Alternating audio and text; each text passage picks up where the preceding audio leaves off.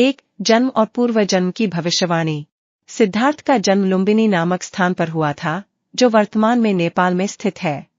उनके पिता का नाम राजा शुद्धोधन था और माता थी महामाया। कहा जाता है कि सिद्धार्थ के जन्म से पहले रानी महामाया ने एक दिव्य सपना देखा, एक सफेद हाथी उनके गर्भ में प्रवेश कर रहा है।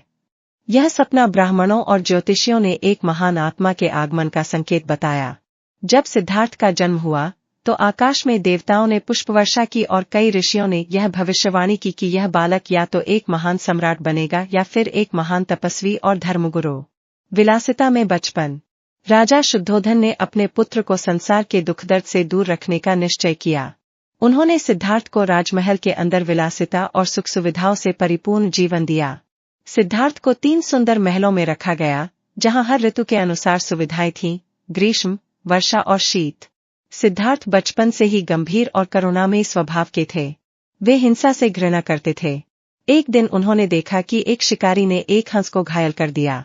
सिद्धार्थ ने हंस को अपने पास रखकर उसकी देखभाल की और उसे जीवन दान दिया। विवाह और गृहस्थ जीवन। 16 वर्ष की आयु में सिद्धार्थ का विवाह यशोधरा से हुआ। यशोधरा एक सुंदर, सुशील और बुद्धिमती राजकुमारी थीं। कुछ वर्षों बाद उनके घर एक पुत्र का जन्म हुआ, जिसका नाम राहुल रखा गया। परंतु भले ही बाहर से उनका जीवन सुखमय था, भीतर से सिद्धार्थ के मन में जीवन के उद्देश्य और संसार के दुखों को लेकर एक अजीब सी बेचैनी थी। यह बेचैनी धीरे धीरे उनके हृदय में आग की तरह फैलने लगी। 4 दृश्य, संसार का सत्य। एक दिन सिद्धार्थ ने नगर भ्रमण की अनुमति मांगी। राजा ने उनके मार्ग को सजवाया ताकि कोई दुखद दृश्य उनके सामने न आए। फिर भी देवताओं की इच्छा से उन्हें 4 दृश्य दिखाई दिए।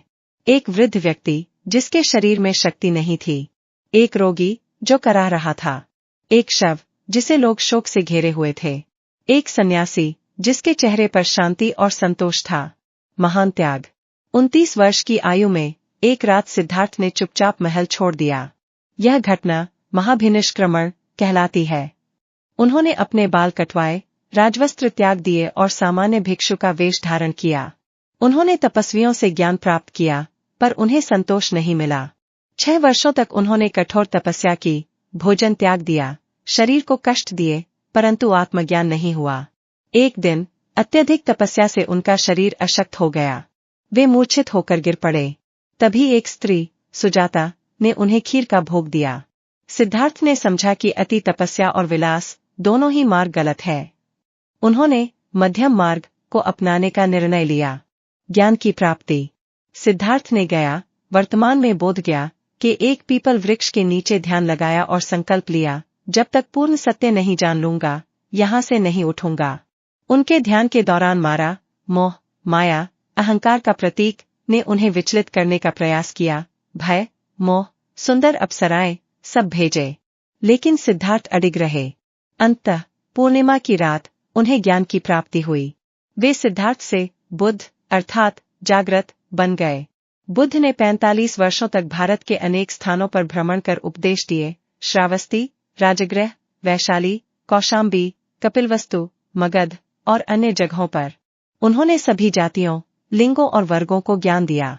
उनके शिष्य सारिपुत्र, मौदगल्यायन, आनंद, महाकश्यप और संघों की संख्या लाखों में बढ़ गई। उन्होंने स्त्रियों को भी संघ में प्रवेश की अनुमति दी, एक क्रांतिकारी कदम। महापरिनिर्वाण। 80 वर्ष की आयु में बुद्ध कुशीनगर, उत्तर प्रदेश पहुंचे। वहां उन्होंने अपनी अंतिम शिक्षा दी और कहा, हे भिक्षुओं, जो भी उत्पन्न होता है वह नश्वर है। ध्यानपूर्वक अपने कल्याण का मार्ग अपनाओ।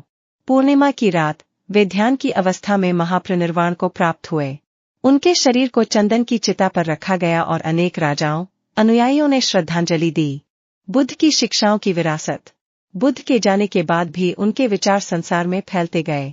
उनके अनुयायियों ने त्रिपिटक की रचना की, विनय पिटक, सुत्त पिटक और अभिधम्म पिटक। सम्राट अशोक ने बौद्ध धर्म को भारत से श्रीलंका, थाईलैंड, बर्मा, चीन, जापान तक फैलाया।